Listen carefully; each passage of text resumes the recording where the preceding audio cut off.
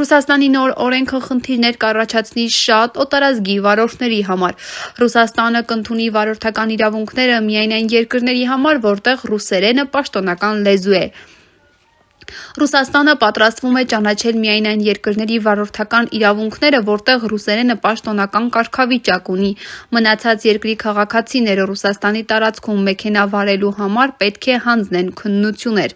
Այս մասին հայտարարել է ՌԴ Պետդումայի նախագահ Վիացլավ Վոլոդինը, ելույթ ունենալով Դումայի լիագումար նիստում։ Վոլոդինի խոսքով, եթե մարդը գալիս է երկրից, որտեղ ռուսերենը պաշտոնական լեզու չէ, ապա Ռուսաստանի Դաշնությունը չի կարող ճանաչել նրա վարորդական վկայականը։ Այս երկրների քաղաքացիները պետք է հանձնեն քննություններ ճանապարհային երթևեկության կանոնների իմացության և վարորդական հմտությունների ստուգման մասին։ Միայն այդ դեպքում նրանք կարող են ստանալ ռուսական վարորդական իրավունք։ Նա ընդգծել է, որ ռուսերեն լեզվի իմացությունը հիմնական պայման է Ռուսաստանի կողմից օտարերկրյա վարորդական իրավունքների ճանաչման գործընթացում։